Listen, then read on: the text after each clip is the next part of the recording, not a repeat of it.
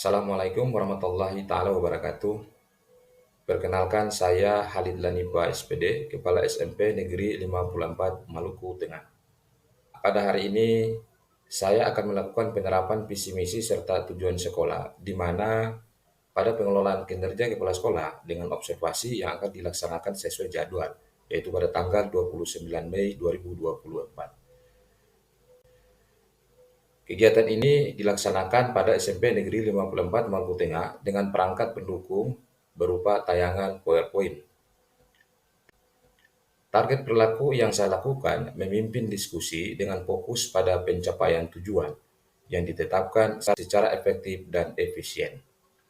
Dengan upaya memaparkan dan menggambarkan visi misi sekolah menggunakan bahasa yang mudah dimengerti berdasarkan tujuan secara efektif dan efisien dalam forum rapat. Berikut ini berupa tayangan video observasi yang dilakukan oleh saya sendiri beserta dengan stakeholder sekolah yang ada. Terima kasih. Assalamualaikum warahmatullahi wabarakatuh. Assalamualaikum warahmatullahi wabarakatuh. Waalaikumsalam warahmatullahi wabarakatuh. Yang terhormat Kepala SMP Negeri 54 Tengah, yang saya hormati Ketua Komite beserta staf, guru, Bapak orang tua serta siswi yang sangat saya banggakan. Tentu saja kita panjatkan kepada Allah Subhanahu wa Ta'ala atas rahmat dan nikmatnya hingga pada siang hari ini kita dipertemukan dalam rangka membahas tentang visi dan misi serta tujuan daripada SMP Negeri 54 Maluku Tengah yang nantinya akan dipaparkan pada sekolah, dan tak lupa salawat dan salam kita kepada junjungan besar kita Nabi Muhammad SAW, karena dengan jalan beliau lah sehingga kita bisa berada dengan nikmat dan keadaan ini. Ya, untuk itu tidak berlama-lama saya mempersilahkan kepada kepala sekolah untuk memaparkan visi dan misi SMP Negeri 54 Maluku Tengah. Kepada Bapak, silakan. Terima kasih Pak Aris selaku moderator. Assalamualaikum warahmatullahi wabarakatuh.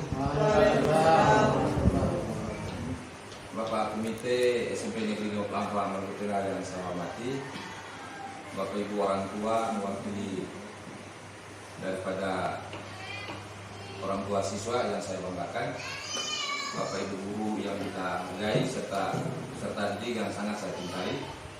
Di kesempatan ini Bapak Komite perlu diketahui bahwa sebagai paparan visi misi nantinya saya sampaikan kepada kita semua sebagai stakeholder sekolah yang ada, ini sebagai penunjang untuk bagaimana sekolah ke depan nantinya.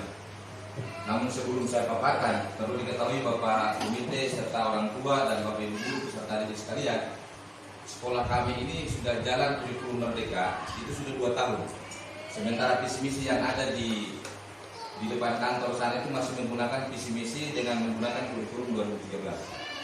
Nah, dengan adanya kurikulum merdeka, saya perlu sekali untuk melakukan revisi visi misi sekolah serta tujuan sekolah yang nantinya saya paparkan kepada komite sekolah serta orang tua dan peserta didik serta guru sekalian. Nah, untuk itu saya langsung saja Bapak Komite ya. Nah, mungkin bisa kita perhatikan di depan sana sudah ada tayangan slide. Bapak Komite saya izin, Bapak Ibu minta izin berdiri. Ya, minta izin berdiri juga supaya kita paparkan semua bisa dilihat. Ibu Pit siap ya. Bapak Ibu di sini ada visi misi sekolah SMP Negeri 54 Maluku Tengah. Nanti kamu sama-sama bahas nih. Sama-sama buat pertimbangan yang mau direvisi yang mana, karena ini rancangan yang sudah saya buat.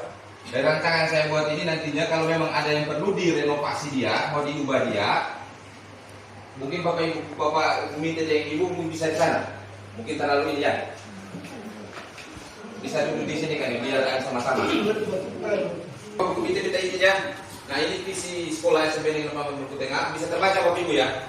Bisa. Nah, di sini terwujudnya komunitas pendidikan yang mampu menggali potensi diri dan keunikan peserta didik serta menjadi inspiratif bagi penyelenggaraan pendidikan di masyarakat dan lingkungan sekitar. Jadi gini Bapak Ibu, dari visi yang ada perlu diketahui semua bahwa di sekolah SMP Negeri 54 ini sebenarnya sudah ada komunitas belajar, yang mana komunitas itu sudah dibuat dalam PMM, Platform Merdeka Mengajar. Jadi yang sebenarnya itu kalau dulu kita belajar, guru-guru ini kalau mau cari sumber belajar, Bapak komite semua, orang tua perlu diketahui siswa. Jadi sumber belajar yang tadinya itu kita hanya bersumber pada buku. Tapi sekarang itu kementerian itu sudah membuat salah satu aplikasi, salah satu platformnya itu namanya Platform Merdeka Mengajar. Nah di situ itu sudah tertuang buku-buku semuanya ada di situ, modul ajarnya semua sudah ada di situ. Tinggal bagaimana Bapak Ibu guru menggali dari PMM. Nah kebetulan di SMP Negeri 54 ini sudah ada komunitas belajarnya di situ. Jadi komunitas ini lewat visi misi ini, makanya saya lebih condong kepada terwujudnya komunitas pendidikan yang mampu menggali potensi diri dan pemikiran peserta didik serta menjadi inspiratif bagi penyelenggaraan pendidikan di masyarakat dan lingkungan sekitar. Kita ingin menggerakkan semua komunitas guru-guru mampu untuk melakukan semua itu. Pasti ada campur tangan Bapak Ibu komite, bahkan dengan masyarakat, dengan orang tua. Kita sama-sama ingin kembangkan pendidikan. Kira-kira seperti itu. Nah sampai di sini kita ingin minta pendapat dari Bapak komite dan orang tua serta peserta didik dan Bapak Ibu guru. Ada bahasa atau kata yang perlu direvisi atau tidak? Pas. Bapak komite bagaimana? Pas. Bisa dipahami ya? Oke, lanjut teks. Nah, dari visi misi ini, dari visi yang pertama pasti ada misi. Visi ada misi. Bapak Ibu bisa lihat, bisa terbaca tulisannya ya. Nah, dari misi yang ada, dari visi dia akan kembangkan ke misi. Misi ini ada 3 misi di sini yang saya rancang. Nanti sama-sama kita lakukan revisi penyamaan kalimat lah, penyamaan bagaimana program yang nantinya akan berjalan ya, Bapak Ibu. Nah, di sini yang pertama menjadi lembaga pendidikan yang senantiasa kreatif dan inovatif untuk mendorong kemajuan bangsa dan negara Indonesia. Sampai di sini kita tahan dulu. Bapak Ibu, di sini menjadi lembaga pendidikan yang senantiasa kreatif dan inovatif. Jadi, Bapak komite dan orang tua serta guru-guru bahkan siswa, di sini saya ingin sekolah ini itu jadi sekolah yang punya kreatif dan inovatif. Makanya sudah beberapa tahun yang kemarin itu peserta didik itu Bapak komite bahkan orang tua sudah tahu.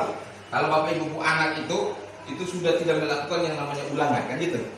Ada yang orang buat itu sebuah jenis-jenis karya, gelar-gelar karya. Nah ini dikembangkan dalam bentuk karya inovatif itu.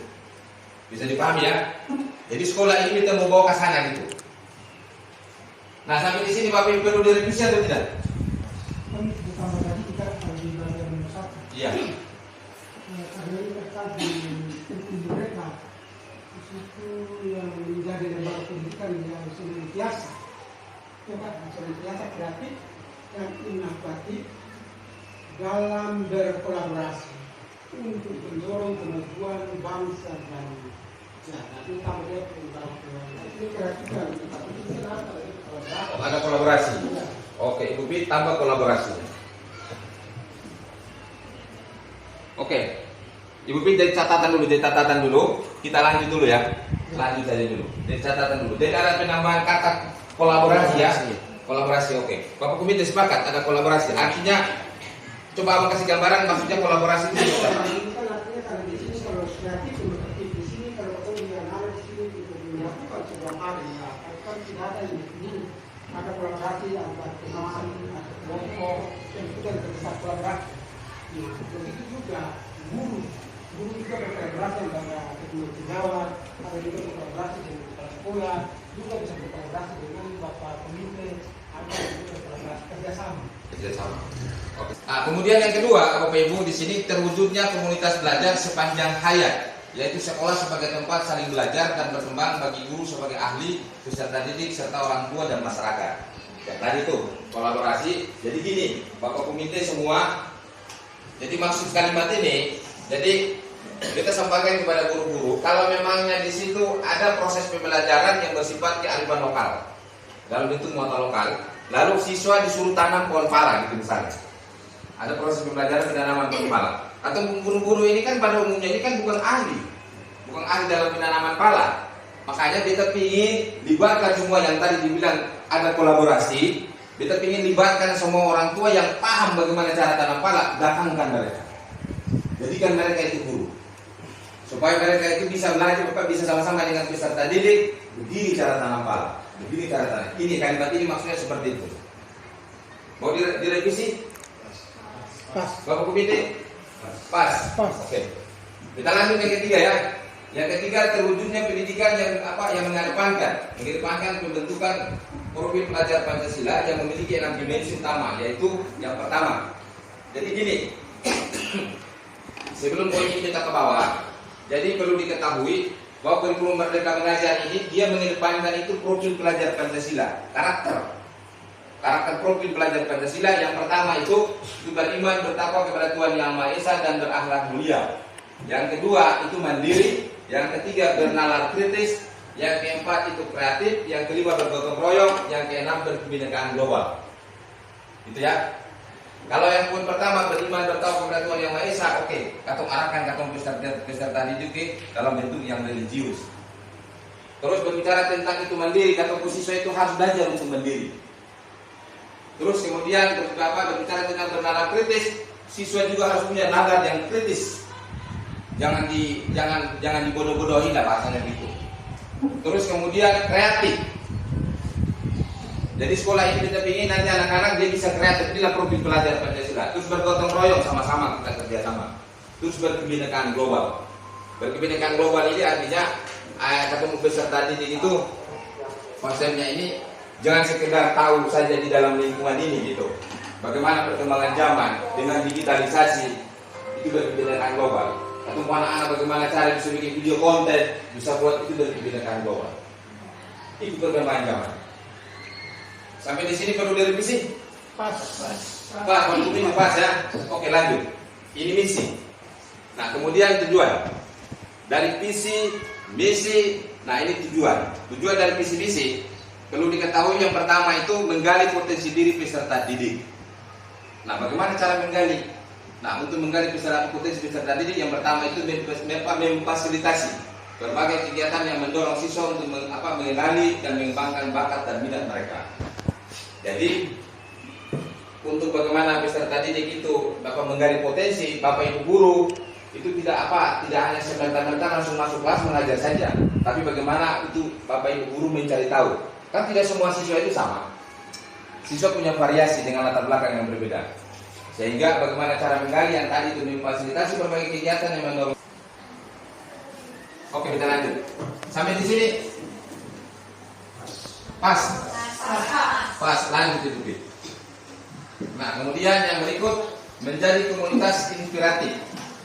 Nah, komunitas inspiratif ini yang pertama, bagaimana cara membangun komunitas inspiratif? Itu membangun budaya kolaborasi. Oke, ada kena dengan yang namanya visi. Membangun budaya kolaborasi dan dukungan di antara pendidik, siswa dan orang tua untuk menciptakan lingkungan belajar yang positif. Oke, visi yang tadi di atas dia adanya di posisi sini. Ini menjadi komunitas itu yang tadi, membangun komunitas. Kemudian yang berikut memberikan contoh dan praktek terbaik dalam penyelenggaraan pendidikan yang dapat diadopsi oleh komunitas lain. Jadi gini, Bapak Komite, orang tua semua perlu diketahui. Jadi dari yang ini saya tanya itu Bapak Ibu guru dulu, mampu? Atau sebagai contoh, kalimat ini perlu kita pasang apa lepas? Kalimat ini memberikan contoh. Kamu bisa berikan contoh kepada sekolah yang lain supaya orang bisa belajar di sini. Mampu? Mampu, sepakat. Mampu. Kalau tak mampu, kita lepas. Tapi kalau mampu, nanti buktikan. Mampu ya? Mampu. Bapak Komite, saksi mampu nih. Oke lanjut. Kemudian penyelenggaraan pendidikan di masyarakat. Yang pertama, mengadakan program-program pendidikan yang melibatkan masyarakat luas sehingga pembelajaran tidak hanya terbatas di dalam kelas yang tadi itu. Jadi kalau memang perlu anak-anak harus cari di luar ya keluar. Jadi tidak ada batasan. Jadi dalam konsep pembelajaran yang kamu tahu itu belajar itu bukan di sekolah saja, di mana saja. Sepakatnya kalimat ini ya. Kemudian bekerja sama dengan berbagai pihak untuk menyediakan sumber daya dan kesempatan belajar yang lebih luas bagi semua anggota komunitas. Sepakat? Pak Komite sepakat? Iya. Empat sepakat ya? Oke, sepakat. Lanjut next. Nah, kemudian tujuan yang berikut pengembangan lingkungan sekitar. Mendorong siswa untuk terlibat dalam proyek-proyek yang bermanfaat bagi lingkungan sekitar seperti kegiatan sosial dan lingkungan. Nah, ini kalau memang ada kegiatan-kegiatan masyarakat dalam hal kerja bakti, gotong royong, itu perlu siswa dilibatkan. Baik itu ada kegiatan-kegiatan remaja, siswa perlu dilibatkan. Makanya tidak boleh ada batasan. Sepakat? Oke, sepakat.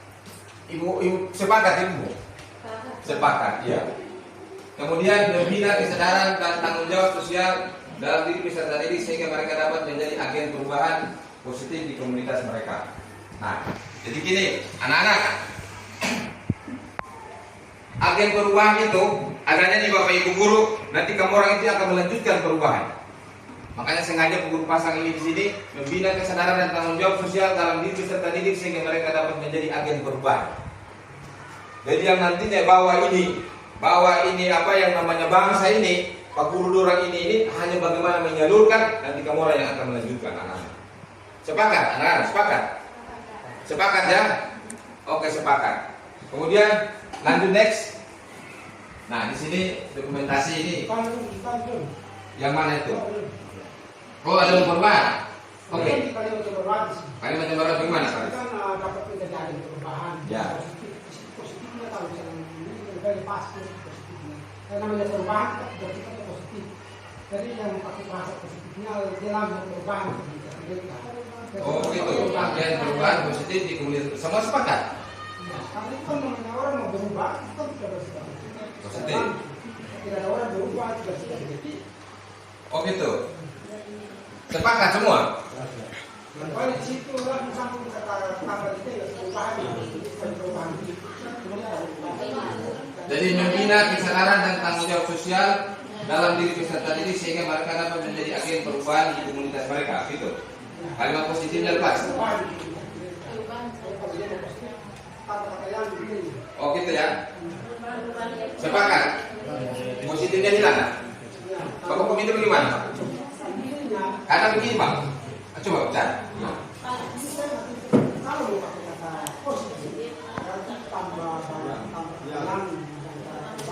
Oh, perubahan yang positif di komunitas. Oh, tanpa kata yang.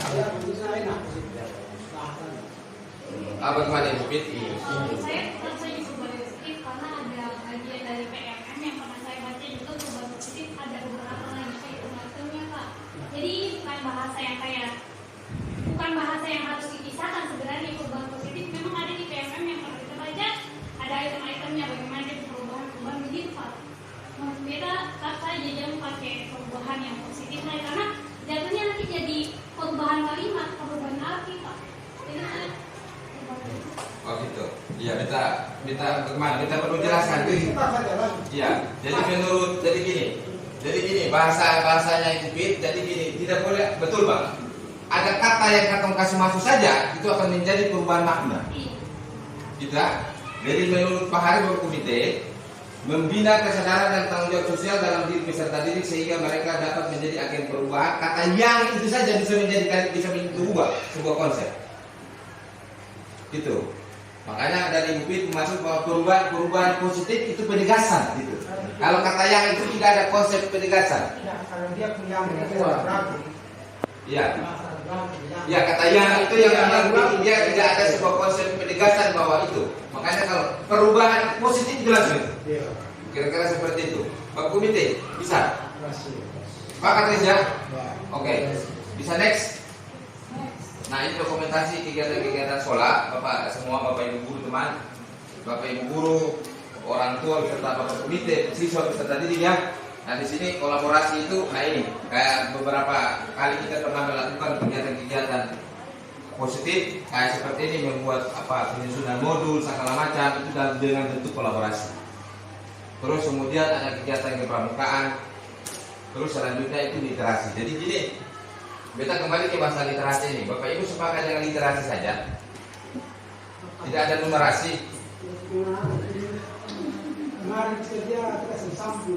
Ya, kalau di sini konsepnya itu kalau tidak salah ini kebetulan kalau saya salah di sini ini di kata literasi ini sebenarnya asesmen itu. Nanti diganti ya, kalimat literasi itu pakai asesmen. AKM ya, asesmen nasional. Karena berbicara tentang asesmen semuanya ada. Ada literasi, ada numerasi, sama karakter. Jadi di kalimat yang dokumentasi ini ada asesmen. Karena katong sekolah sudah jalan asesmen. Bahkan perlu Bapak Komite tahu bahwa sudah 2 tahun atau 3 tahun ini sekolah SMP Lima Kelapa ini sudah jalan asesmen mandiri, tapi semi online. Bahkan ada sekolah-sekolah yang dari tetangga menumpang di sekolah di sini. Walaupun dengan kondisi perangkat yang orang bilang belum memadai, tapi tetap sekolah berusaha untuk jadi acuan gitu. Kira-kira seperti itu ya. Bisa dilanjut Ibu. Nah, dari paparan tadi semua bisa disimpulkan nih. Dari paparan yang saya paparkan dari visi, misi, bahkan tujuan, dapat disimpulkan dengan mencapai tujuan ini komunitas pendidikan tersebut dapat menciptakan lingkungan yang mendukung pertumbuhan holistik peserta didik dan memberikan dampak positif yang luas bagi masyarakat. Jadi dari konsep yang di atas ini kesimpulannya seperti itu. Bisa ya? Oke Ibu Bit, lanjut. Oh sudah selesai. Oke, demikian Bapak Ibu, sampai di sini kontak sekolah ini belum lengkap itu. Sebenarnya ada email, ada kontak, semua belum terisi. Nah, gitu. Mungkin kita kira cukup sampai di sini Bapak Ibu. Pemaparan visi misi saya. Masih ada tambahan? Pas Bapak Komite. Pas. Orang tua ada? Pas. Pas ya. Anak. Di sini kita minta kesepakatan Bapak Komite dan semuanya. Apakah visi misi ini bisa pampangkan sebagai visi misi sekolah yang jelas? Yang konkret, yang sah. Yang sah ya. Oke, kita pikir demikian. Namun sebelum kita tutup kegiatan ini, kita bikin Bapak Komite sama-sama ketemu di depan bahwa kita akhiri kegiatan ini. Oke, Bapak Komite, Ibu, orang tua, mari sama-sama kita akhiri. Jadi yang berjalan.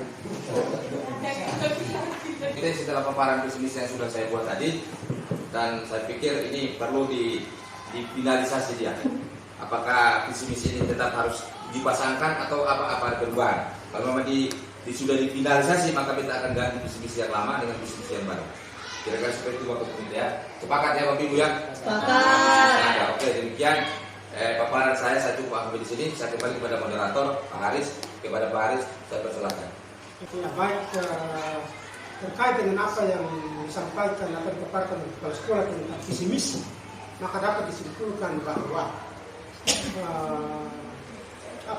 sekolah atau kita yang guru atau kita yang manusia, kita menjalani sebuah hidup itu harus punya cita-cita. Cita itu yang dia mau ke depan itu harus seperti apa. Begitu juga kita punya sekolah, harus dia mau dibuat ke depan itu harus seperti apa. Sehingga harus visi, misi dan tujuan. Dengan adanya itu kita melakukan apapun harus berpatokan pada visi dan misi daripada sekolah kita yang sudah kita tentukan. Ya mungkin itu yang dapat kita sama-sama sama-sama lihat dan kita sudah dengar apa yang disampaikan oleh kepala sekolah. Kurang dan lebihnya saya mohon maaf. Billahi taufiq wal hidayah. Wassalamualaikum warahmatullahi wabarakatuh.